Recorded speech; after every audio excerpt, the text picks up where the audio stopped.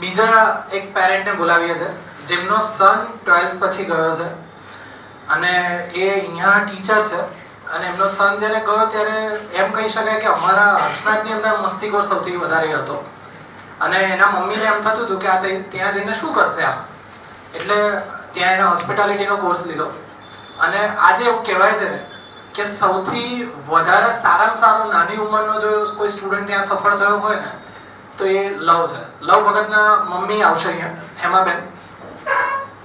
એમના mummy teacher છે અહીંયા અને એ બી એવા જ ડરથી હતા કે ભાઈ 12th પછી જાય છે તો શું મેનેજ કરી શકશે. પહેલા એમને એમ જ હતું કે ના અહીંયા કંઈક ભણાવી દઈએ પછી મોકલીએ. પણ એમના સગા ભાઈ મારા એક બિઝનેસ કલીગ થાય છે તો એમણે અમારી જોડે મીટિંગ થઈ અને અમે ડિસ્કસ કર્યું કે ના 12th પછી મોકલો તો જ આ છોકરો ફ્યુચર સારું કરી શકશે. Thank you. Thank you, dear sir. Good morning, all of you.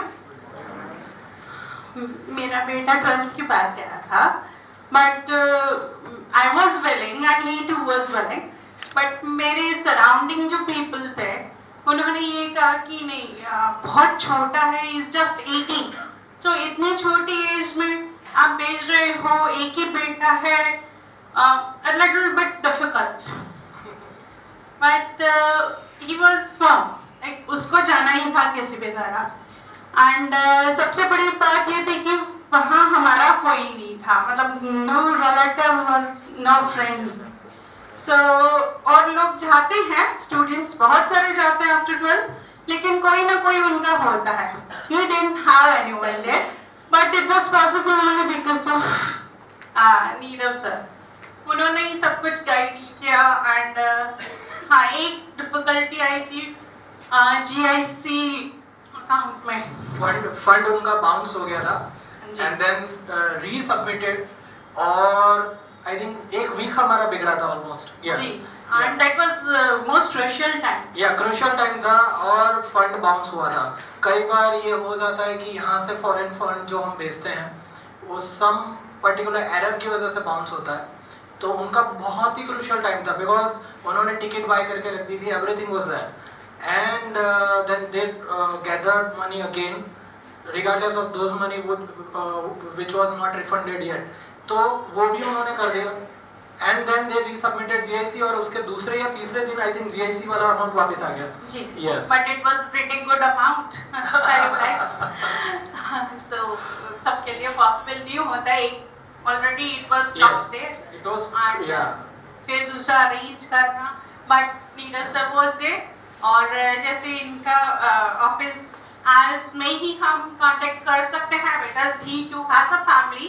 That time you were not married. But उनको मैंने रात को 10-11 बजे भी डिस्टर्ब किया and he was there to help me. बहुत अच्छे से सब इनके थ्रू ही हुआ. अदरवाइज उस वक्त लास्ट ईयर उसका जाना पॉसिबल नहीं था. ऐसा लग रहा था कि अब इस बार तो वो बिल्कुल नहीं जा पाएगा. बट बिकॉज नीरव सर ने बहुत सारे एफर्ट्स डाले, उधर भी उनके जो कॉन्टेक्ट्स थे उनके साथ भी उन्होंने बात करके और सारा कुछ ठीक हो गया. And finally he went last year. And अब वो बिल्कुल सेट हो गया. जैसे नीरज सर ने कहा I was too mischievous and like यहाँ तो उसके पापा को हमेशा उससे यही कंप्लेंट रहती थी कि बिल्कुल भी वो बिल्कुल careless and not at all sincere. लेकिन वहाँ जाके अब वो स्टडीज के साथ साथ and he is getting good marks over there. यहाँ ही वाज एवरेज 55 to 60% उसका आता था. He was average. बट वहाँ आके उसने अच्छा स्कोर करने लगा वो. And along with the job भी कर रहा है वो अच्छे से. And as mister Patel said कि वहाँ जाके इतने वो लोग लाइक रिस्पॉन्स लग रहा है कि आपने जो डिसीजन लिया है वो अच्छा है. बिल्कुल. I would suggest the parents if you are अगर आप 12th के बाद भेजना चाहते हैं तो वही टाइम है instead of after completing the graduation. Thank you ma'am.